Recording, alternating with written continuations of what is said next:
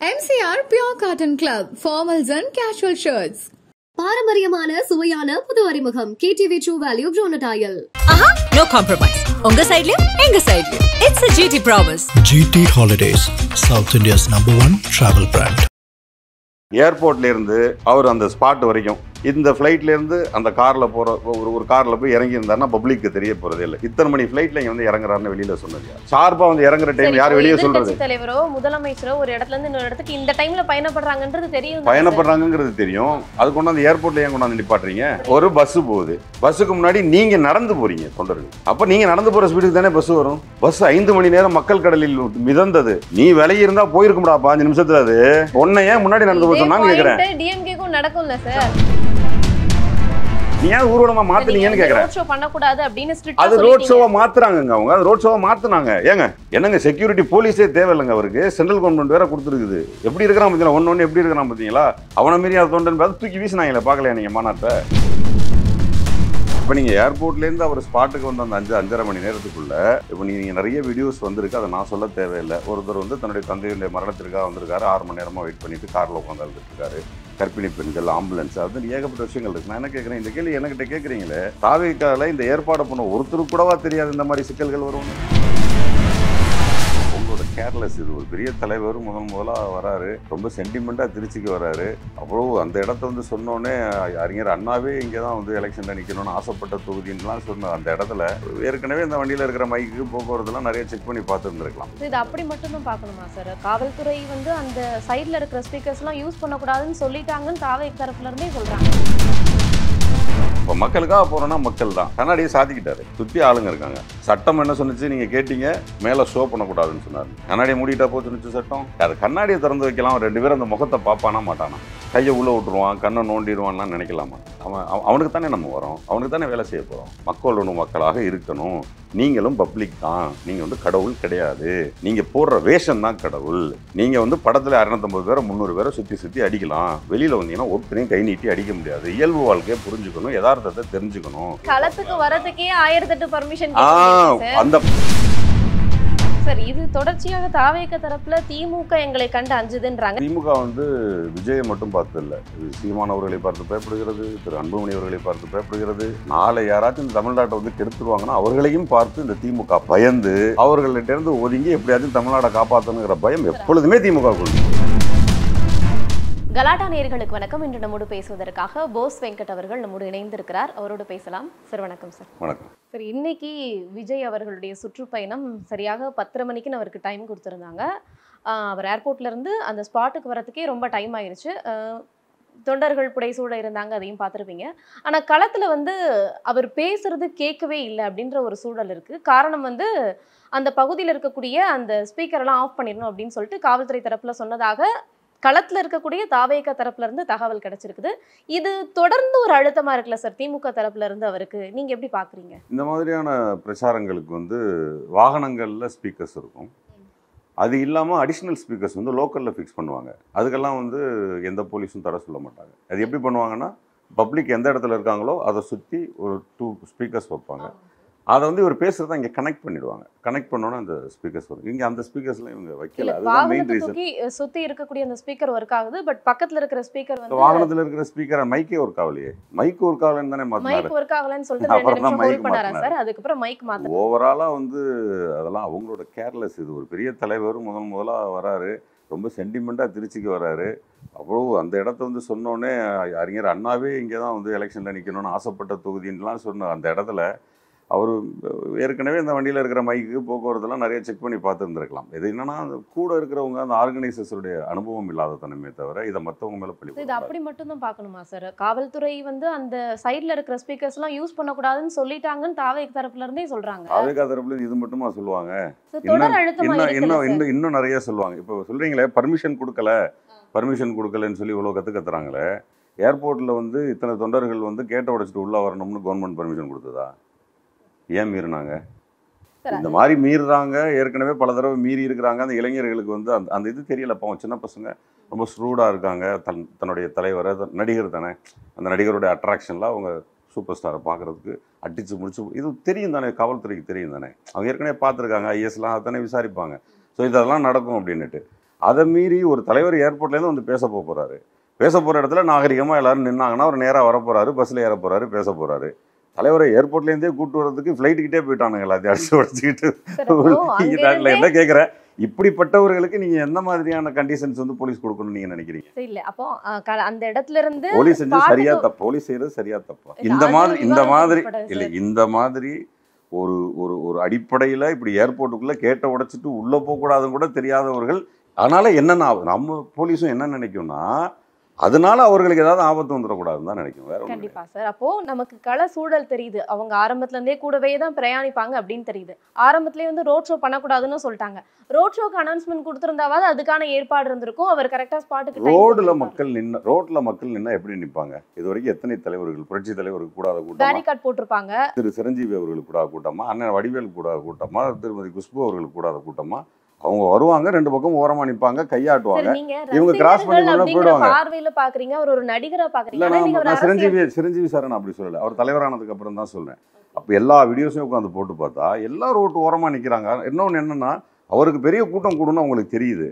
அவங்க ஸ்பாட்டே எப்படி செலக்ட் பண்றாங்க அப்படின்னா, எவ்வளவு கூட்டம் கூடனாலும் மக்களுக்கு இடையூறு இல்லாத இடமா தான் ஸ்பாட்டே செலக்ட் பண்றாங்க. இவர் ஸ்பாட் செலக்ட் பண்ணிட்டு இருக்காரு பயங்கர டிராஃபிக்கான பிளேசஸ்ல. அதனால அவங்க பர்மிஷனே ரொம்ப லேட்டாக கொடுக்குறாங்க. இப்போ நீங்கள் ஏர்போர்ட்லேருந்து அவர் ஸ்பாட்டுக்கு வந்து அந்த 5-5.5 மணி நேரத்துக்குள்ள இப்போ நீங்கள் நிறைய வீடியோஸ் வந்திருக்கு, அதை நான் சொல்ல தேவையில்லை. ஒருத்தர் வந்து தன்னுடைய தந்தையுடைய மரணத்திற்காக வந்திருக்காரு, 6 மணி நேரமாக வெயிட் பண்ணிட்டு காரில் உட்காந்து அழுதுட்டு இருக்காரு. கர்ப்பிணி பெண்கள், ஆம்புலன்ஸ், அது ஏகப்பட்ட விஷயங்கள் இருக்கு. நான் என்ன கேட்குறேன், இந்த கேள்வி என்கிட்ட கேட்குறீங்களே, தாவேக்கால இந்த ஏற்பாடு பண்ண ஒருத்தருக்கு கூடவா தெரியாது இந்த மாதிரி சிக்கல்கள் வரும்னு? இப்போ நீங்கள் இந்த கேள்வி என்கிட்ட கேட்டீங்க, நான் இந்த கேள்வியை தாவேக்கால இந்த நிகழ்ச்சியை ஏற்பாடு பண்ணவங்கள்ட்ட கேட்டா அவர் என்ன பதில் சொல்லுவாருன்னு நானே சொல்லிடுறேன். இவ்வளவு பெரிய கூட்டம் வரும்னு நாங்களே எதிர்பார்க்கலாம் சார். விஜய் வந்து அந்த இடத்துல வந்தாலே அதிகப்படியான கூட்டம் கூடும்னு கண்டிப்பா தாவேக்கு தெரியும் சார். அப்போ அதே தானே ஐஎஸ்க்கும் தெரிஞ்சிருக்கும், போலீஸுக்கும் தெரிஞ்சிருக்கும்.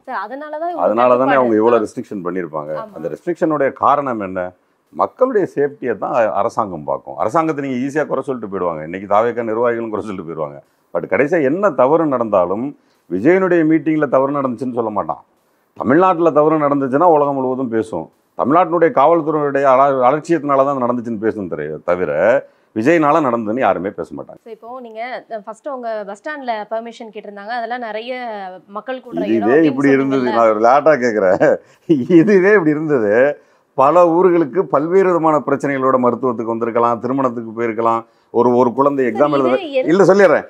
அங்கே ஒரு மாநாடு நடந்திருந்தா மற்ற நிலைமையில யோசிச்சு, அங்கே அந்த மீட்டிங் நடந்து மற்ற நிலைமையில யோசிச்சு பாருங்க. அப்போ அந்த இடத்துல தடை செய்தது சரியா தவறா? சார் அதுதான் நான் கேக்குறேன். எனக்கு இந்த பதில மட்டும் சொல்லுங்க. அந்த பர்టిక్యులர் பஸ் ஸ்டாண்ட்ல கவர்மெண்ட் வந்து ஒரு சில முடிவு எடுக்குதுன்னா கண்டிப்பா மக்களுடைய நிலைமையை கருத்தில் கொண்டு எடுப்பாங்க, அக்செப்ட் பண்ணிக்கிறோம். இப்போ பஸ் ஸ்டாண்ட் சைடில் ஃபர்ஸ்ட் அவங்க பெர்மிஷன் கேட்டாங்க, இல்லை அந்த இடத்துல தர முடியாதுன்னாங்க. அப்புறம் வேற ஒரு இடம் கேட்டாங்க. அதுக்கப்புறம் காவல்துறை நீங்கள் எந்த இடம் தரீங்களோ அதையே நாங்கள் அக்செப்ட் பண்ணிக்கிறோம். நாங்கள் இப்போ மரக்கடை பகுதியில் கொடுத்துருக்கீங்க. அங்கே திருச்சியில் விசாரிக்கும் போது மரக்கடையே ஏற்கனவே அந்த பகுதி வந்து மக்கள் கூட்டம் அதிகம் கூடக்கூடிய பகுதி தான் அப்படின்னு சொல்கிறாங்க. அப்போ அதுவும் மக்கள் கூட்டம் கூடக்கூடிய திருச்சியில் மக்கள் கூடாத பகுதி நான் ஒரு 4 சொல்லட்டா? அது 4மே திருச்சி விட்டு அவுட்டரில் தான் இருக்கும், எதுவுமே சிட்டிக்குள்ளே இருக்காது. நீங்கள் சிட்டிக்குள்ளே இருக்கிறதுலே கொஞ்சம் பெஸ்ட் பிளேஸாக பார்த்து தான் கொடுக்க முடியும். ஏன்னா திருச்சிங்கிறதே பயங்கரமாக டைட்டான ஒரு ஊர் தான், பெரிய பாதைகள் பெரிய ரோடுகள் இல்லாத ஒரு நகரம் அது. இன்னும் சொல்ல போனால் பழைய நகரம் அது. நீங்கள் ஒரு சென்னை கூட நீங்கள் நிறைய விரிவாக்கப்பட்ட நகரம்.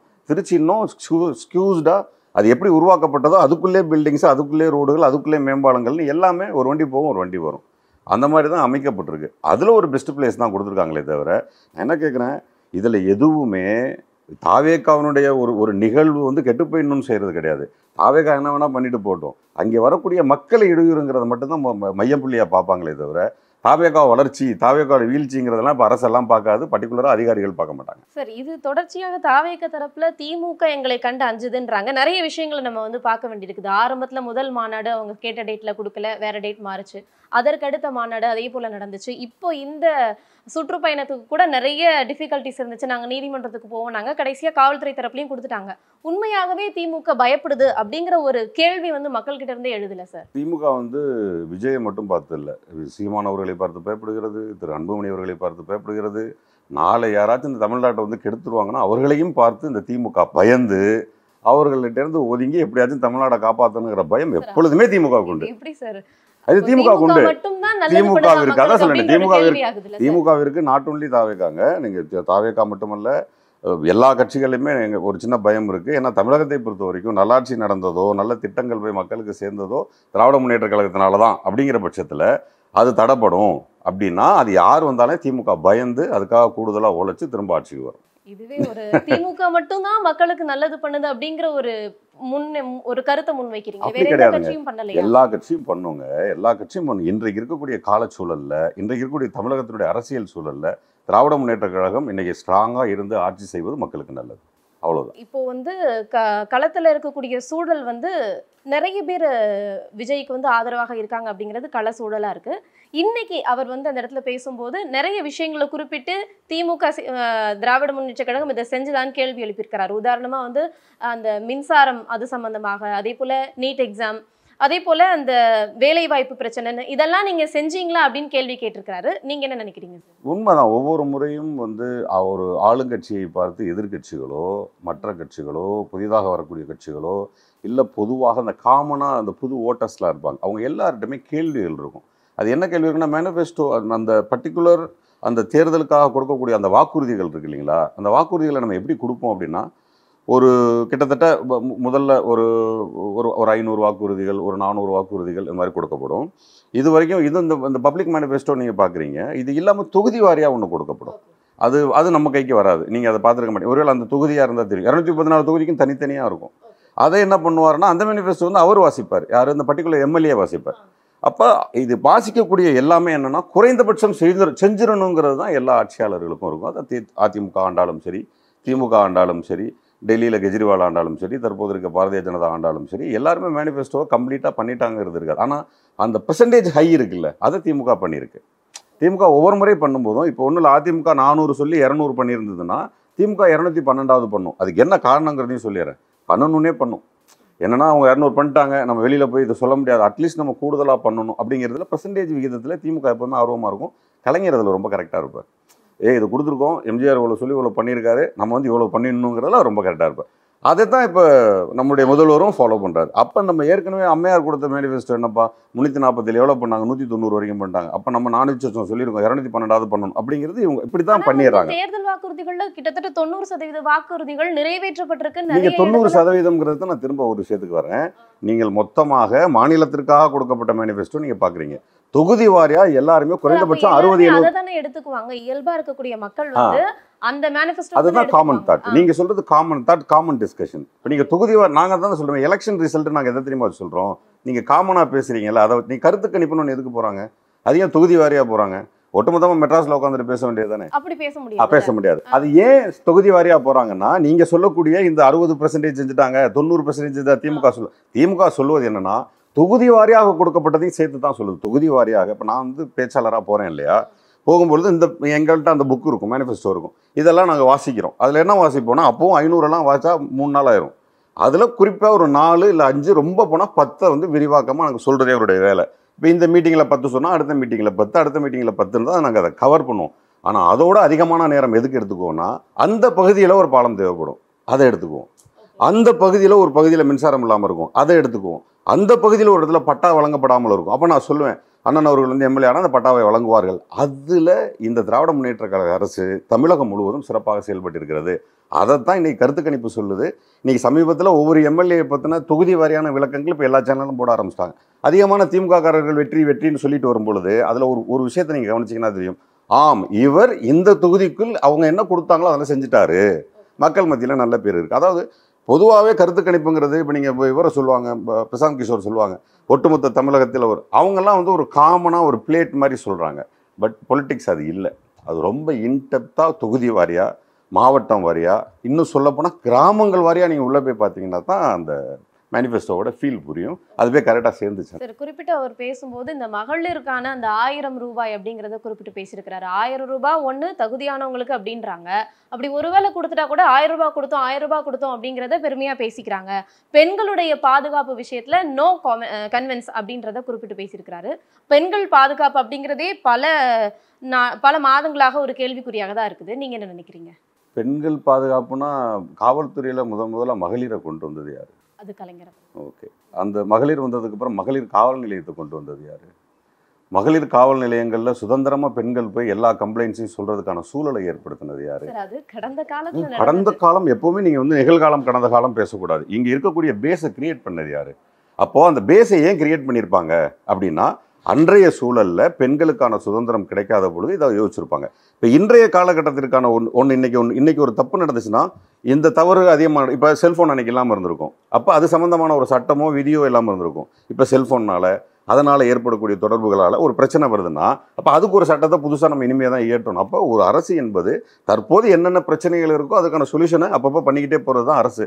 தவறே நடக்காத ஒரு ஆட்சிங்கிறது எந்த காலத்துலேயும் மனிதர்கள் இருக்கிற இடத்துல பண்ண முடியாது. மனிதன் இருந்தால் தவறுகளும் சேர்ந்தே இருக்கும். இப்போ தலைவன் இருக்கிறான், ஒரு 25 பேர் இருக்கக்கூடிய ஒரு சாதாரண ஆஃபீஸில் 25 பேர், அதுக்கு மேனேஜர் இருப்பார், ஓனர் இருப்பார். ஆனால் இங்கே வந்து பெண்ணை பொம்பளைங்க மேலே கை வச்சுட்டான், தவறாக நடந்துக்கிட்டான், அது வச்சுட்டான், இது வச்சுட்டான், தப்பு வருதா? இல்லை சொல்லிடுறேன். அந்த 25 பேருக்குள்ளே ஏன் அந்த கண்ட்ரோலை கொண்டு வர? மனிதர்கள் இருக்கிற இடத்துல தவறுகள் இருக்கும். இப்போ தவறுகளுக்கான தண்டனையை அதிகப்படுத்துறதும் அதுக்கான சட்டங்களையும் கொண்டு வர்றது ஒரு அரசனுடைய வேலை. அதை இந்த அரசு சரியாக பண்ணிக்கிட்டு இருக்கு. ஒன்று, 1000 ரூபாயை வந்து ஒரு கட்டத்திற்கு மேலே அண்ணன் சீமான் அவர்கள் கூட ரொம்ப கேளிக்கையான ஒரு விஷயமா மாற்றினதுனால அது என்ன புரிதல் இல்லாமல் அவங்களுக்கு போச்சுங்கிறத நான் சொல்லிடுறேன்.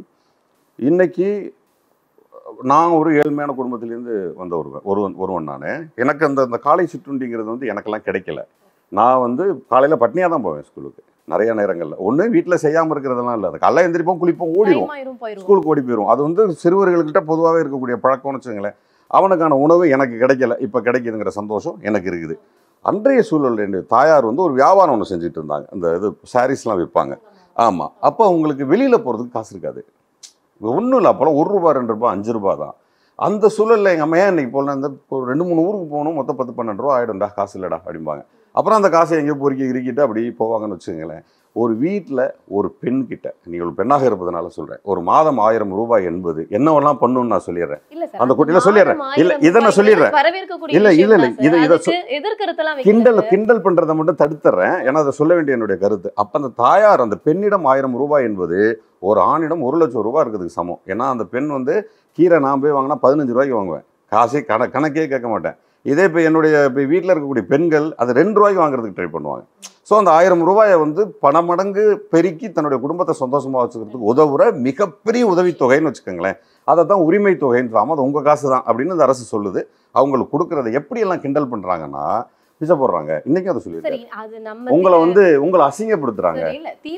என்ன கேட்குறேன், எந்த பெண்ணிடம் நீங்க ஓட்டு கேட்குறீங்களோ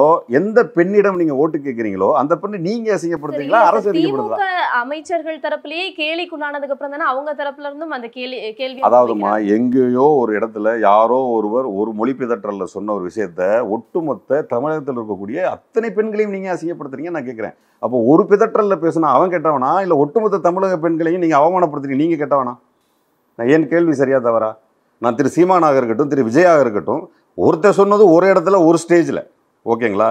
நீங்கள் ஸ்டேஜாக போயிட்டு ஒவ்வொரு பெண் ஒன்று பார்க்க ஓடி வந்திருக்க அத்தனை பொம்பளையும் 1000 ரூபா வாங்கின பொம்பளைங்க, அத்தனை பொம்பளைங்க நீங்கள் அவமானப்படுத்துறீங்களே. அது அவங்க தானே உங்களுக்கு ஓட்டு போடணும். 1000 ரூபாய் திட்டம் வரவேற்கக்கூடிய விஷயம் தான் சார். ஆனால் நீ ஆரம்பத்தில் கொடுத்த வாக்குறுதி வந்து பெண்களுக்கு 1000 ரூபாய் கொடுக்கப்படும் அப்படின்னு தான் சொன்னாங்க. அதுக்கப்புறம் ஆட்சிக்கு வந்ததுக்கப்புறம் தகுதியின் அடிப்படையில் வழங்கப்படும். அதுதான் எங்கள் விமர்சனத்துக்குள்ள. ரொம்ப சிம்பிள்மா. இந்த ஏரியாவில் ஒரு 10 குடும்பம் இருக்குது, 2 குடும்பம் கோடீஸ்வர குடும்பம். அவங்களுக்கு 1000 கொடுக்கணுமா? நீங்க சொல்லுங்க, வேணா நான் ரெக்கமெண்ட் பண்றேன். மேனிஃபெஸ்டோல தகுதியின் அடிப்படையில் வழங்கப்படும்னு குறிப்பிடல. ஆட்சிக்கு வந்ததுக்கு அப்புறம் தானே தகுதியின் அடிப்படையில் கொடுக்கப்படும் அப்படின்னு. ஓ, அந்த எழுத்து பிழை இப்ப உங்களுக்கு தப்பா இருக்கா? எதிர்க்கட்சிகள் கேட்கக்கூடிய கேள்வி என்ன கேக்குறேன், பெண்களுக்குன்னு வந்துருச்சுனாவே பணக்கார பெண்களுக்கு, ஏழை பெண்களுக்கு, நடுத்தர பெண்களுக்கு, காசு இருக்க பெண்களுக்கு, காசு இல்லாத பெண்களுக்கு, தேவையுள்ள பெண்களுக்குன்னு அடிக்க முடியுமா? பெண்களுக்கு தான் அடிக்க முடியும். நம்ம என்ன அண்டர்ஸ்டாண்ட் பண்ணிக்கணும், என்ன புரிஞ்சுக்கணும், எந்த பெண்களுக்கு 1000 ரூபாய் தேவைப்படுகிறதோ, எந்த பெண்களுக்கு 1000 ரூபாய் அவசியப்படுகிறதோ அதை அரசு கொடுக்குங்கிறதானே சென்ஸ். அந்த சென்ஸ் தெரியாதா அவருக்கு? வாக்கு செலுத்த வர எல்லாருமே எனக்கு ஒரு 1000 ரூபாய் கிடைக்கும் தானே சார். எனக்கு ஒரு 1000 ரூபாய் கிடைக்குன்னு 2 கோடி ரூபாய் மாச வருமானம் வந்து நினைப்பானா? எந்த பெண் தெரியுமா நினைப்பாள்? ஒரு 1000 ரூபாய் இருந்தால், ஒரு 1000 ரூபாய் இருந்தா நீ குடும்பம் நடத்திடலாமே அப்படின்னு நினைக்கிற எல்லா பெண்களும் நினைப்பார்கள். அப்படி நினைத்த பெண்கள், விட்டு போன பெண்கள் அத்தனை பேரையும் திரும்ப இந்த தடவை நினைச்சு இப்போ அவங்களுக்கும் கொடுக்க ஆரம்பிச்சிருக்கிறாங்க. இன்னமும் விட்டு போன பெண்கள் விண்ணப்பம் கொடுத்துட்டு இருக்காங்க, அவங்களுக்கும் கொடுத்துருவாங்க. இது ஒரு பேசு பொருளா வரவே வராது. இன்னைக்கு களத்துல தாவேகா எப்படி இருக்குது? 2026 தேர்தலில் என்ன மாதிரியான தாக்கத்தை ஏற்படுத்தும் சார்? முதல்லம்மா விஜய் அவர்களுக்கு வாழ்த்துக்கள். அப்புறம் விஜய் அவர்கள் அரசியல் வந்ததுக்கு நன்றி. என்னடா திடீர் இப்படி சொல்கிறேன்னு சொல்லாதீங்க. மாநில அரசுன்னு மாநிலத்துக்குள்ள இருக்கக்கூடிய கட்சிகள் வந்து அது மாநில கட்சிகளாக இருக்கணும். அது மத்திய கட்சிகளுடைய அழுத்தத்திலையோ சாயல்லையோ மத்திய கட்சிகளாகவே இருக்கிறதுல எனக்கு உடன்பாடு இல்லை. எங்களுடைய இயக்கத்திற்கே அது உடன்பாடு இல்லை. இப்போ திரு என்டிஆர் அவர்கள் வந்து ஆந்திராவில் வந்தார் அப்படின்னா அதுக்கு முன்னாடி காங்கிரஸுடைய மிகப்பெரிய ஆளுமையிலேருந்து ஒரு மாநில கட்சி வருது. இப்போ மாநில கட்சின்னு வரும்பொழுது முற்றிலுமாக எப்படின்னா என் குடும்பம், எங்கள் அம்மா அப்பா, என் அக்கா தங்கச்சி பற்றி எனக்கு தான் தெரியும். இப்போ என் குடும்பத்தை அந்த ராஜா ஒருத்தர் இருக்கார் 3 தெரு தள்ளி, அவர் நிர்வகிப்பாருங்கிற மாதிரி இருக்குது சென்ட்ரல் கவர்மெண்ட்டு நம்மக்கிட்ட ஸ்டேட்டாக இருக்கும்போது. அதனால தான் நம்ம வந்து என்ன பண்ணுறோம், மாநில கட்சிகளை ஆதரிக்கிறோம். திராவிட முன்னேற்ற கழகம், அனைத்து இந்திய அண்ணா திராவிட முன்னேற்ற கழகம் 2 மாநில கட்சிகள். மத்திய கட்சி இங்கே வர முடியல, கூட்டு கட்சிகளாக தான் இருக்குது. இதே தான் இங்கே என்டிஆரை வச்சு நம்ம பண்ணணும். அதுக்கப்புறம் அது மாறுச்சு. ஸோ இந்த மாதிரி இங்கே அனைத்து இந்திய அண்ணா திராவிட முன்னேற்ற கழகம் கொஞ்சம் நலிந்து போன சூழலில் இருக்குது. அதுக்கு பல்வேறு விதமான மாநில கட்சிகள் அழுத்தங்கள் இருக்குது. இந்த சூழலில் ஒரு மத்திய ஒரு கட்சிகள், எந்த கட்சியாக இருந்தாலும் சரி, பாரதிய ஜனதாவாக இருந்தாலும் சரி, காங்கிரஸாக இருந்தாலும் சரி, ஆம் ஆத்மியாக இருந்தாலும் சரி, இதை போன்ற ஒரு கட்சி தமிழகத்துக்குள்ளே வரணும்னு நினைக்கவே முடியாத அளவிற்கு விஜய் வந்தாருங்கிறது எனக்கு ஒரு பெரிய சந்தோஷம். என்னடா திமுக அதிமுக இன்னொருத்தன் வந்துட்டானே, அந்த பக்கமே போக முடியாதா, போல்கர்த்தா தூண் உட்காந்துருப்பான ஒருத்தன், அவனுக்கு நீ ஆப்பு வச்சியா, ஐ எம் ஸோ ஹாப்பி. அந்த வகையில் விஜய் அவர்களை வரவேற்கிறேன். ஏன்னா மாநிலத்திற்கான ஒரு கட்சியாக நீ இருக்கும் பொழுது நீங்கள் தெரிந்தோ தெரியாமலோ இங்கே பிறந்து வளர்ந்த உங்களுக்கு இந்த மாநிலத்தினுடைய மொத்த உணர்வுகளும் தெரியும். ஸோ அதனால் நீங்கள் வந்து அரசியலுக்கு வந்தது மிகச்சரியான விஷயமும் கூட. பெரிய தலைவராக வர்றதுக்கு என்னுடைய வாழ்த்துக்கள். இப்போ வந்து இந்த எலெக்ஷனில் ஒரு எல்லாரும் ஓட் பேங்க் பற்றி பேசுகிறாங்க. பட் நான் ஷார்ட் சொல்லிடுறேன், அது வந்து நியர்பை 15 அடிப்பார். 15%. ஆமாம், நியர்பை 15 அடிப்பார். சார், அவர் உள்ளாட்சி தேர்தலில் அதிகாரப்பூர்வமாக தாவேக்கான்னு அனௌன்ஸ் பண்ணுறதுக்கு முன்னாடியே விஜய் மக்கள் இயக்கமாக இருக்கும்போதே உள்ளாட்சி தேர்தலில் கிட்டத்தட்ட ஒரு 170 பேர் அப்ராக்சிமேட்டாக தெரியல, 150க்கு மேற்பட்டவர்கள் நின்னாங்க. 115 பேர் வரைக்கும் ஜெயிச்சிருக்காங்க. தவறாக எடுத்துக்காதீங்க. உள்ளாட்சி தேர்தல் வேறு, சட்டமன்ற தேர்தல் வேறு. இல்லை, நான் அதுக்கான காரணத்தையும் சொல்லிடுறேன். ஏன்னா பார்க்குறவங்க தெரிஞ்சுக்கல, நம்முடைய நாடாளுமன்ற தேர்தல் வேறு. உள்ளாட்சி தேர்தல்கள் எல்லாமே ஒரு தனிப்பட்ட நபர் சார்ந்தது, அது அரசியல் சார்ந்ததே இல்லை. கொடி போட்டுப்பீங்க, இருப்பாங்க, கொடி போட்டுப்பாங்க, எல்லாம் பண்ணிப்பாங்க. எங்கே ஸ்பிளிட் ஆவாங்கிறதுக்கு சொல்லிடுறேன். அது சட்டசபை தேர்தலாக வரும்பொழுது ஸ்பிளிட் ஆகிடுவாங்க. இப்போ நீங்கள் இங்கே வந்து நம்ம 79 சீட்டு அதிமுக அடிக்கிற அளவுக்கு விட்டுருக்குறோம் இங்கே எங்கே ஸ்டேட்டில். ஆனால் நீங்கள் அது நாடாளுமன்ற தேர்தலாக வரும்போது ஒரு சீட்டு கூட வராமல் பார்த்துக்குறோம். மக்கள் தானே செய்கிறாங்க அந்த வேலையை. என்ன காரணம்னா மேலே மோடி மேலே இருக்கக்கூடிய பாரதிய ஜனதா மேலே கூடிய விருப்பில் அதிமுகவுக்கு போடல. ஸோ அப்போ என்ன பண்ணுறாங்கன்னா அவங்க கொள்கை ரீதியாக எனக்கு எதிரின்னு வரும் பொழுது அவங்களுக்கு அதிமுக திமுக விஜய் எல்லாமே ஒன்று மக்களுக்கு. ஆனால் அது உள்ளுக்குள்ளே வரும்போது ஊருன்னு வந்துருச்சு வச்சுங்க, கேஸ்ட்டு பார்த்துருவாங்க. ஏப்பா இங்கே அதிகமான நம்ம கேஸ்ட் இருக்குது, இவரை நிற்க வைங்கப்பா அப்படிமா, அவர் விஜய் ரசிகர், அவர் யாராக வேணா இருந்துட்டு போட்டோம், இப்படி வந்துடுவாங்க. இது ஊர். இது ஒன்றா நகரமாக பெருகும் பொழுது, சட்டசபை தேர்தலாக நெருங்கும் பொழுது, நாடாளுமன்ற தேர்தலாக வரும் பொழுது மக்களுடைய மனநிலை ஒவ்வொரு இடத்துலையும் மாறி மாறி தான் இருக்கும். நீங்கள் அதை வச்சு இந்த ஜட்ஜ்மெண்ட் பண்ண முடியாது. உள்ளாட்சி தேர்தலுடைய தாக்கம் சத்தியமாக இருக்கவே இருக்காது. உள்ளாட்சி தேர்தலில் அனைத்து இந்திய அண்ணா திராவிட முன்னேற்ற ஆட்சியில் இருக்கும்போது திமுக எத்தனை தடவை ஜெயிச்சிருக்கு. சட்டசபை தேர்தலில் நம்ம ஒரு எம்எல்ஏ கூட வராத எலெக்ஷன்லாம் நடந்திருக்கு. அது நீங்களே பார்த்துருக்கீங்க. So it's happen. இது நடக்கும். ஆனால் நீங்கள் கேட்ட கேள்வி, இன்னொரு கேள்வி என்னென்னா, இந்த கட்சியினுடைய வாக்கு விகிதம் பெரிய வாக்கு விகிதம் இருக்கும். திராவிட முன்னேற்ற கழகத்துடைய வெற்றியை வந்து இந்த வாக்கு விகிதம் தடுக்காது. அதுக்கு என்ன காரணம் அப்படின்னா, நியூ ஓட்டர்ஸாக இருக்கட்டும், பொதுவாகவே வந்து ஆளுங்கட்சி மேலே வெறுப்பாக இருக்கிறவங்க, ஆளுங்கட்சி மேலே பொதுவாக எல்லாருக்குமே குற்றச்சாட்டுகள் இருக்கும். சில பேர் அந்த குற்றச்சாட்டுகள் இருக்கும், புதுசாக ஒரு கட்சியை தேடி போவாங்க. அது என்ன பண்ணுவாங்க, அதிமுக நோக்கி போயிருப்பாங்க, இல்லை நாம் தமிழர் நோக்கி போயிருப்பாங்க. பட் அதோட கிளாமராக இருக்குது விஜய் சாரோட கட்சி. ஸோ அதனால் அதுக்கு போவாங்க. ஸோ அதனால தான் நான் சொல்கிறது, இது வரைக்கும் 8, 9, 10 வரைக்கும் கூட ஒரு பெரிய நம்பிக்கை இருந்தது. இப்போ இருக்கக்கூடிய நம்ம விசாரித்த வரையில், களத்தில் விசாரித்த வரைக்கும் அவருக்கு மோர் தென் 10 to 15, நிறைய இடங்களில் 18 எடுக்கிறதுக்கு வாய்ப்பு இருக்குது. மிகப்பெரிய பலமான ஒரு வாக்கு உள்ள கட்சியாக இருப்பாங்க. பட் எதிர்கட்சியாக வந்து உட்கார்றதுக்கெல்லாம் வந்து அதிமுக விடாது. சார், அதிமுகவே ஒரு உட்கட்சி பூசல்ல என்ன நடக்குது அப்படிங்கிற ஒரு தெரியாத ஒரு சூழல்ல இருக்குது. அதிமுக அந்த மாதிரியான தொண்டர்கள் தாவைக்காக்கு வாக்களிக்கிறதுக்கு வாய்ப்பு பண்ண மாட்டாங்க. நீங்கள் எலெக்ஷன் மட்டும் எப்போவுமே, நான் களத்தில் பணிபுரிஞ்சதுனால சொல்கிறேன், கிட்டத்தட்ட ஒரு 4 சட்டமன்ற தேர்தல், 2 நாடாளுமன்ற தேர்தல் மற்றும் இடைத்தேர்தல் நிறைய பிரச்சாரத்திற்கும் தொகுதி வாரியாக போய் அமர்ந்து மக்களோடு பேசிய ஒருத்தனாக நான் சொல்கிறேன். ஒரு வாக்காளன் என்பவன் கம்ப்ளீட்டாக வேறு. ஒரு தனி மனிதன், அவனுக்கு கிடைத்த மிகப்பெரிய சுதந்திரங்கிறது வாக்கு. அவன் என்ன நினைக்கிறான்னா, தன்னை மிகப்பெரிய ராஜாவாக நினைக்கிறான். இப்போ இங்கே இருக்கக்கூடிய 7.5 8 கோடி மக்களும் அவங்க ராஜாவாக இருக்கிற ஒரு நாள் அந்த ஓட்டு போடுற நாள் தான். அன்னைக்கு அவன் பயங்கர கர்வம் பிடித்தவனாக இருப்பான், பயங்கர சுயநலம் பிடித்தவனாக இருப்பான், தான் எனக்கு தெரியும்னு இருப்பான், நான் இது விரும்புகிறேன்னு இருப்பான். அவன் எந்த காலத்துலையும் அவனுடைய மரண காலம் வரைக்கும் பெரும்பாலும் மாற மாட்டான். ஒருவன் உதயசூரியனுக்கு போட்டவன் ரெட்டலைக்கு அவ்வளோ சீக்கிரம் போட்ட மாட்டான், ரெட்டலைக்கு போட்டவன் அவ்வளோ சீக்கிரம் உதயசூரியனுக்கு போட்ட மாட்டான்.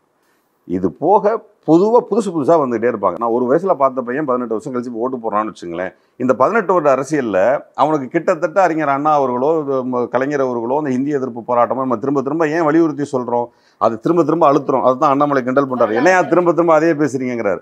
அதே பேசுவதில்ல, அதை நம்ம தானே எடுத்து சொல்லணும். அதுக்காக தான் நம்ம அதை திரும்ப திரும்ப பேசுகிறோம். அப்போ அதெல்லாம் அந்த பசங்களுக்கு தெரியாது. அப்போ அவங்க வந்து இப்போ எல்லா சஃபஸ்டிகேட்டடாக எல்லாமே இருக்கு இல்லையா, இந்த பேஸில் ஒன்றுமே இல்லாமல் இருந்த காலம் அவனுக்கு தெரியாது.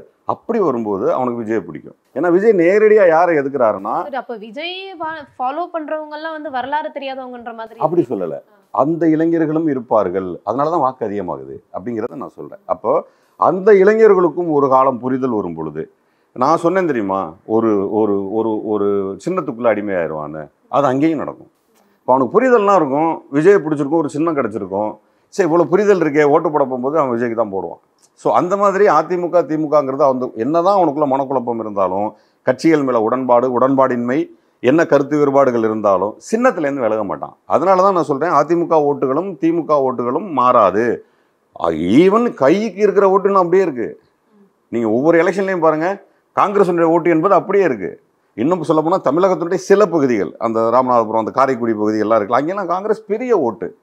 ஸோ அந்த மாதிரி குரூப்பாக இருக்காங்க. அந்த மாதிரி அந்த ஓட்டுக்கள்லாம் மாறும். இப்போ நான் என்ன கேட்குறேன், காங்கிரஸ் மத்தியில் இல்லை, பெரிய செயல்பாடுகளில் இல்லை, ராஜீவ்காந்தி இல்லை, ஏன் மாறி டக்குனு உதயசூரியன் ரெட்டலைக்கு வந்திருக்க வேண்டியது தானே? வரமாட்டாங்க, அவங்க அப்படியே தான் இருப்பாங்க. அப்புறம் சாதிய விதமான ஓட்டுகள், அது வந்து தெரிஞ்சோ தெரியாமலாம் நம்ம மனிதர்களுக்குள்ள ஊறி போன ஒரு வியாதி ஜாதி. அந்த வகையில் வந்து இங்கே சாதிய கட்சிகள் உங்களுக்கு யார் யாருன்னு சொல்ல விரும்பலை. அத்தனை பேரும் யார் போய் சேர்றாங்களோ அவங்க சேர்தான் ஓட்டு போடுவாங்க இல்லையா? திருமணம் இருக்கிற இடத்துல அவங்க ஓட்டு விழும், இவங்க நம்ம இருக்கிற இடத்துல விழும். நாம் தமிழர் எப்படியும் தனியாக தான் நிற்க போகிறாரு. அவர் வந்து இதுக்குள்ளே வரப்போகிறது இந்த விளையாட்டுக்கே அவர் வரமாட்டார். அவர் விளையாட்டுக்கு தனி விளையாட்டு. நம்ம கிரிக்கெட் விளையாட அவர் கிட்டிபுல் விளையாடுவார். சரி, 2026 தேர்தலில் திமுக தான் தங்களுக்கான எங்களோட எதிரி திமுக தான் அப்படின்றாங்க. நீங்கள் எப்படி சார் நினைக்கிறீங்க? ஏன்னா அவங்க நேற்று தான் தொடங்கியிருக்காங்க கட்சி, ஆனால் என்னோட ஆப்போனன்ட் பார்ட்டியை வந்து ஒரு 75 இயர்ஸாக இருக்கக்கூடிய ஒரு கட்சியை தான் நான் என்னோட எதிர்கட்சியாக பார்க்குறேன் அப்படின்றாரு. என்ன நினைக்கிறீங்க? நான் வந்து 25 வயசில் நடிக்க வந்தேன். என்னோட முதல் இன்டர்வியூவில் நீ என்ன ஆக போகிறேன்னு கேட்டாங்க. நான் சூப்பர் ஸ்டார் ரஜினிகாந்த் ஆக போகிறேன்னு சொன்னேன். அந்த மாதிரியான ஒரு பார்வை. அவ்வளோதான். இருக்கிறதுலே பெருசை பார்த்து ஆசைப்படுறது தான் சின்னதனுடைய வேலை. சின்னதுக்கு என்ன என்ன என்ன ஆசை இருக்கும்? பெருசாகணும்னு ஆசை இருக்கும். அப்போ என்ன பண்ணும்? காம்படிஷன்னு சொல்லும். இது வந்து காமனாக மனிதனுடைய வியாதி. அது இட்ஸ் அ டிசீஸ். அது வந்து என்ன சொல்கிறது, சைக்கலாஜிக்கல் இஷ்யூ. அது அந்த மாதிரி அது ஒரு சைக்கலாஜிக்கல் இஷ்யூன்னு எடுத்துக்க வேண்டியது தான். சார், இப்போ வந்து தொடர்ச்சியாக எல்லாரும் ஒரு விமர்சனம் வைக்கிறாங்க. அவர் வந்து சாட்டர்டே மட்டும்தான் வந்து இந்த கேம்பெயினில் ஈடுபடுறாரு அப்படிங்கிறது அறிக்கையாகவே வெளியாக இருந்துச்சு. இப்போ வந்து பார்ட் டைம் பாலிடிக்லேருந்து வீக்கெண்ட் பாலிடிக் வந்திருக்காரு அப்படின்னு ஒரு விமர்சனம் வச்சுருக்காங்க. நீங்கள் என்ன நினைக்கிறீங்க? இது ஒரு நார்மல் தானே சார்? சாட்டர்டே சண்டே எல்லோரும் இருப்பாங்க, எல்லாரும் நம்மளை பார்ப்பாங்க அப்படின்ற ஒரு சாதாரண கணக்கு தானே. நீங்கள் என்ன நினைக்கிறீங்க? நீங்கள் சாதாரணம் சொல்லாமல் இருந்தால் இது சாதாரணம் தானே நான் சொல்லியிருப்பேன். ஏன்னா அதுக்கு அவங்களுக்கு என்ன காம்ப்ளிகேஷன்ஸ் இருக்குன்னு எனக்கு தெரியலை. பட் ஆனால் இதை வந்து விமர்சனம் செய்வதை விட எனக்கான இதாக என்ன சொல்லிடுறேன் அப்படின்னா, என்னைக்கு ஒரு வேலை செய்ய போகிறோமோ அதை முழுமையாக செஞ்சிடணும். இப்போ மக்களுக்காக போகிறோன்னா மக்கள் தான். கண்ணாடியை சாத்திக்கிட்டாரு. இன்னைக்கு சுற்றி ஆளுங்க இருக்காங்க. சட்டம் என்ன சொன்னிச்சு, நீங்கள் கேட்டீங்க, மேலே ஷோ பண்ணக்கூடாதுன்னு சொன்னாருன்னு. கண்ணாடியை மூடிட்டா போக சொன்னிச்சு சட்டம். போலீஸ் வந்து கண்ணாடிலாம் மூடிங்க, வெளியிலே வரக்கூடாதுன்னு சொன்னாங்க. ஆமாம், அது கண்ணாடியை திறந்து வைக்கலாம். 2 பேரும் அந்த முகத்தை பார்ப்பானா மாட்டானா? கையை உள்ளே விட்டுருவான், கண்ணை நோண்டிடுவான்லாம் நினைக்கலாமா நம்ம? அவனுக்கு தானே நம்ம வரோம், அவனுக்கு தானே வேலை செய்ய போகிறோம். என்னுடைய கேள்வி அதே தான். இப்போது ஈவன் எம்ஜிஆர் வந்து பெரிய லெவலில் மக்கள்கிட்ட போய் சேர்ந்ததுக்கான காரணம் அந்த மூதாட்டிகளை கட்டிப்பிடித்தது, நரிக்குறவர்களோடு எடுத்துக்கொண்ட ஃபோட்டோஸ். அப்போ நரிக்குறவர்கள்னால் அவங்க மேலே பயங்கரமான ஒரு அன்டச்சபிலிட்டி இருந்தது. அந்த சமயத்தில் ஒரு நிறைய அவங்களுக்காக நிறைய நலத்திட்டங்களையும் அனௌன்ஸ் பண்ணார் எம்ஜிஆர். போய் கட்டி பிடிச்சி அந்த பிள்ளைகளை தூக்கி முத்தம்லாம் கொடுத்த ஃபோட்டோஸ்லாம் ஏன் போட்டாருன்னா, நீ மக்களோடு எவ்வளவுக்கு எவ்வளவு நெருங்குகிறாயோ, எவ்வளவு அணைத்துக் கொள்கிறாயோ, எவ்வளவு நீ அவங்களோட ஆளாக மாறுறியோ அதுதான் ஓட்டாக மாறும். அது மற்றதெல்லாம் என்னவா மாறும்னா உன் மேலே கிரேஸ் இருக்கும், ஓட்டா கன்வெர்ட் ஆகாது. இது ஒரு நெகட்டிவிட்டியா மாறிடக்கூடாதுன்றதுக்காக கூட அந்த ஜன்னல் இறக்காம. எது நெகட்டிவிட்டியா மாறும்? அவரை எல்லாரும் பார்த்துறது நெகட்டிவிட்டியா மாறுமா? ஒரு தடவை பார்த்துட்டா அடுத்த தடவை வரமாட்டான். அதெல்லாம் வருவாங்க இல்ல நீங்க அதான் சொல்ல வரீங்க. ஒரு தடவை பார்த்துட்டா ஒரு தடவை ஒரு நேரடியா பாட்டோம் முடிஞ்சு போச்சு. அப்படிலாம் இருக்காது சார். கண்டிப்பா வருவாங்க. விஜய்க்கான ரசிகர்கள் விஜய்க்கு தான் இருப்பாங்க. இப்ப நீங்க சொல்றீங்கல்ல அதிமுக ஓட் பேங்க் அதிமுகக்கு தான் இருக்கும். அதே மாதிரி இருக்கும்ல. அதத்தான் நான் சொல்றேன். இந்த கிரேஸ் ஒரு நடிகரை பார்க்கக்கூடிய கிரேஸ்ங்கிறது இல்லையா, அது வந்து எம்ஜிஆருக்கு சாகர நாள் வரைக்கும் இருந்துச்சு. அது இவருக்கும் சாகர நாள் வரைக்கும் இருக்கணும். ஆனா வீதியில இறங்கி நடக்கணும், மக்களோட மக்களாக இருக்கணும். நீங்களும் பப்ளிக் தான், நீங்க வந்து கடவுள் கிடையாது, நீங்க போடுற வேஷம் தான் கடவுள். நீங்க வந்து படத்துல 250 பேரை 300 பேரை சுத்தி அடிக்கலாம், வெளியில வந்தீங்கன்னா ஒருத்தரையும் கை நீட்டி அடிக்க முடியாது. இயல்பு வாழ்க்கையை புரிஞ்சுக்கணும், யதார்த்தத்தை தெரிஞ்சுக்கணும். நீங்களும் அவனை மாதிரி காலைல 2 இட்லி மத்தியானம் சோறு சாப்பிட்றாருலாம்.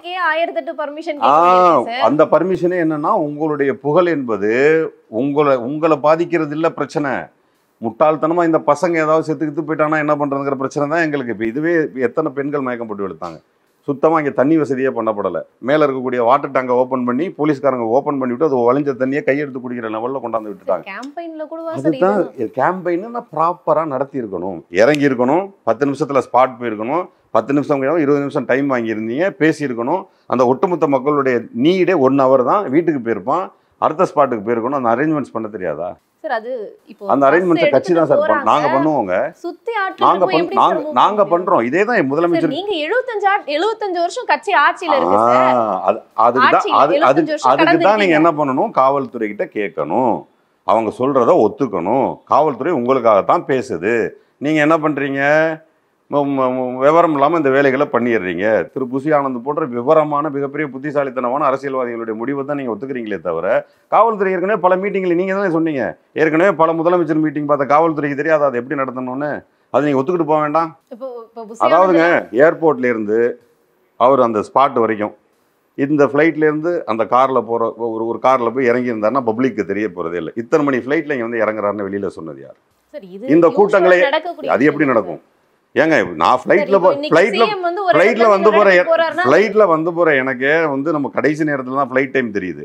ஷார்ப்பா வந்து இறங்குற டைம் யார் வெளியே சொல்றது? தலைவரோ முதலமைச்சரோ ஒரு இடத்துல இருந்து இன்னொரு இடத்துக்கு இந்த டைம்ல பயணப்படுறாங்கன்றது தெரியும். பயணப்படுறாங்கிறது தெரியும். அது கொண்டாந்து ஏர்போர்ட்ல ஏன் கொண்டாந்து நிப்பாட்டுறீங்க? உங்க கட்சி தொண்டர்கள்ட்ட வந்து எந்த இடத்துல நிக்கணுமா இங்க நிக்கணும்னு சொல்ல தெரியாதா? அந்த ஆர்டர் போட்டீங்களா நீங்க? சரி, அப்புறம் இன்னொன்னு, ஒரு பஸ் போகுது, பஸ்ஸுக்கு முன்னாடி நீங்க நடந்து போறீங்க தொண்டர்கள். அப்போ நீங்கள் நடந்து போகிற ஸ்பீடுக்கு தானே பஸ் வரும்.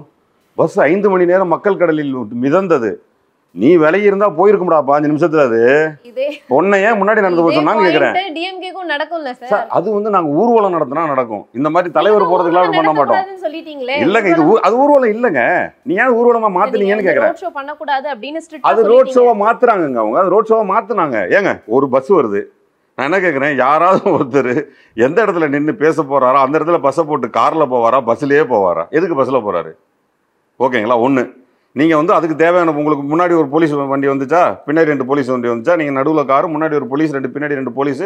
நீங்கள் தான் பாம்பே, டெல்லி, குஜராத்தில் இவ்வளோ பெரிய ஆளுகள் 100 பேரை வச்சுருக்கீங்களா? அவனை மீறி அவனை தொட்ட போகிறான். என்னங்க, செக்யூரிட்டி போலீஸே தேவையில்லைங்க அவருக்கு. சென்ட்ரல் கவர்மெண்ட் வேற கொடுத்துருக்குது. எப்படி இருக்கிறான் பார்த்தீங்களா? ஒன்று எப்படி இருக்கிறான் பார்த்தீங்களா? அவனை மீறி அதை தொண்டன் பார்த்து தூக்கி வீசினாங்களே, பார்க்கலையா நீங்கள் மாநாட்டை? அதெல்லாம் ஒத்த கையில் பிடிச்சி வீசிடுவாங்க. அதெல்லாம் ஒன்றும் பிரச்சனை, அவருக்கெல்லாம் எந்த ஆபத்தும் வராது. இது தமிழ்நாடு, நல்லா இருக்கலாம். பட் இங்கே ப்ராப்ளம் இஸ், அந்த தொண்டர்களை வழி நடத்தக்கூடிய தலைவர்களாக இங்கே யாரும் இல்லை. நீ இங்கே தான் நிற்கணும். திமுகல நடக்கும், அதிமுக நடக்கும், நாம் தமிழர்ல நடக்கும். அதெல்லாம் ரொம்ப வருஷமா இருக்கக்கூடிய கட்சி சார். அவங்க இப்பதான் வராங்க, சில விஷயங்களை கத்துக்குவாங்க. நீங்க வந்து இப்படி சொல்லுவீங்களா? இல்ல, நீங்க இப்படி சொல்லுவீங்களா? புதுசா வந்த கட்சி 4 பேர் சாகத்தாங்க செய்வான். இல்லங்க, புதுசா வந்த கட்சி தண்ணி எல்லாம் கிடைக்காதுங்க. புதுசா வந்த கட்சி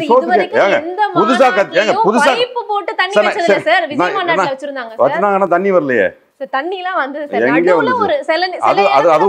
உங்களை மாதிரி ஒரு சக பத்திரிகைக்காரர் தானே திறந்து காமிச்சாரு தண்ணி வரலன்னு. அப்புறம் இன்னொன்னு, நீங்க திரும்ப இதை சொல்றீங்களே, முத ஆரம்பிச்சிருக்காரு, கொஞ்சம் இப்படித்தான் இருக்குன்னு தானே சொல்றீங்க.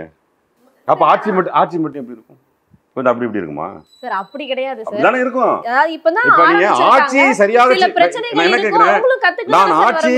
ஆட்சியை சரியாக செய்வேன். மக்களை முதல்ல எம்ஜிஆர் ஆடும்போது முதல்ல அண்ணாவும் எம்ஜிஆர் முதலாக வரும்போது 25 வருட அரசியல் அனுபவத்தோடு வந்தார். திராவிட முன்னேற்ற கழகத்தில் பொருளாளராக இருந்தார், எம்பியா இருந்தார், சாரி எம்எல்ஏவா இருந்தாரு. அவரு பார்க்காத மீட்டிங் கிடையாது. அவர் வேறு, அவர் வேறு. ஒருத்தவங்க வரும்போது நிறைய பிரச்சனை இருக்கதான் சார். அவர் முதலமைச்சராக வரும்போது ஏற்கனவே அமைச்சரவையில் இருந்தவங்க அவங்க கூட இருந்தாங்க, ஏற்கனவே இருந்த அதிகாரிகள் கூட இருந்தாங்க, ஏற்கனவே அரசியல் இருந்த பிஎஸ் இருந்தாங்க. அப்ப விஜய் அவர்கள் கட்சியில இப்ப யாரெல்லாம் கூட வச்சுக்கிட்டா கரெக்டா போகும் அப்படின்னு நினைக்கிறீங்க? அது அவர் தான் முடிவு பண்ணணும். இப்போ வச்சிருக்கவங்க எல்லாம் சரியா என்னன்னு எனக்கு தெரியல. இது சரியாக இருந்திருந்தால் இப்படி ஒரு சம்பவமே நடந்திருக்காருங்க. இது ரொம்ப அழகா இருந்திருக்கணும். நான் வந்து போன மாநாட்டப்போ நான் சொன்னதை தான், ஆர்கனைசேஷன் மிஸ்டேக் வந்து வரவே கூடாது. ஏன்னா ஒரு தலைவன் ஒரு வார்த்தையை சொல்லிட்டா அந்த தொண்டை கேட்கணும். அப்பா எல்லாம் இத்தனை மணிக்கு வந்துடுங்க, நீங்கள் எங்களுடைய கட்சியில் அது இருக்குது, போர்ப்படை தளபதிகளே இத்தனை மணிக்கு வந்து அமர வேணும்னா உட்காருவான். இத்தனை மணிக்கு போகணும். அது என்னன்னு கேட்டிங்கன்னா, இந்த ரூல் கால்டு இவங்க தான் அடுத்து ஒவ்வொரு ஊர்லேயும் தலைவர்களுங்க. அங்கே வந்து நின்னாங்கல்ல, மாவட்ட துணை அமைப்பாளர், மாவட்ட அமைப்பாளர், பகுதி, வட்டம், அவன் தான் வந்திருக்கிறான். இங்கேயே அவன் அந்த டிசிப்ளின் இல்லைன்னா ஊருக்குள்ள என்ன டிசிப்ளின் இருக்கும் அவன்கிட்ட? அந்த பேசிக் டிசிப்ளினை கத்துக்கணும் இல்லையா? அப்ப அந்த டிசிப்ளினை மன்னிச்சு விடலான்றீங்களா? மன்னிச்சு விட சொல்லல சார். அடுத்த சுற்றுப்பயணத்துல நம்ம அவங்க கரெக்ட் பண்ணலாம். இல்ல மன்னிச்சு விட்டுலாம் அவருக்கு. இது விவாதத்துக்கு உட்பட்டது. இதுக்கு நான் வரல சார். மன்னிச்சு விடுறதுக்கு என்னங்க ரொம்ப வேதனையா இருந்தது. அதாவது தொண்டர்கள், அதாவது அவர் ஃப்ளைட்ல வராரு, இறங்குறாரு அப்படின்னா முன்னாடிலாம் தொண்டர்கள் இருந்திருந்தால் அங்கே லோக்கல் நிர்வாகிகள் இருந்திருப்பாங்க. இந்த லோக்கல் நிர்வாகிகளுக்கு நல்லா தெரியும் அடிச்சு உடச்சிட்டு உள்ள போகிறாங்க. முன்னாடியே காவல்துறை கையை வச்சுச்சுன்னா அரசு துஷ்பிரயோகம்ன்றுவாங்க. அது ஒரு பிரச்சனை இருக்குது எங்களுக்கு. அவங்கள தள்ளி கிள்ளி எல்லாம் ஓரமாக வச்சு நிப்பாட்டியிருந்தால் வண்டி பிரமாதமாக 15 நிமிஷத்தில் ஸ்பாட்டுக்கு போயிருக்கும். 5 மணி நேரம்ங்கிறது என்ன? அது நான் என்ன கேட்குறேன், நீங்கள் விளையாட்டாக கேள்வி கேட்டீங்க, நான் விளையாட்டாக பதில் சொல்லிட்டேன். இதனால் பாதிக்கப்பட்டவன் நாளைக்கு தான் வருவான், இன்றைக்கி வரமாட்டான். நாளைக்கு வருவான். அவன் வாக்காளனாக வருவான்ல, மொத்த கோபத்தையும் காட்டுவான். லோக்கலில் இன்ஸ்டாவில் போடுவான், ஃபேஸ்புக்கில் போடுவான். இப்படி ஒரு மாநாடு நடந்துச்சு, என்ன கேவலமாக இருக்குது, எங்கள் வீட்டில் இப்படி ஒன்று நடந்துச்சுன்னு போடுவான். இது எல்லாம் அவங்களுக்கு தான் பேக் ஃபேர் ஆகும். கண்டிப்பா சார். நன்றி சார். நிகழ்ச்சியில நிறைய விஷயங்கள் பகிர்ந்துக்கிட்டீங்க. Thank you. MCR Pure Cotton Club, formals and casual shirts. பாரம்பரியமான சுவையான புது அறிமுகம் KTV True Value Brona Tile. No compromise. உங்க சைடுலயும் எங்க சைடுலயும். It's a GT promise. GT Holidays, South India's #1 travel brand.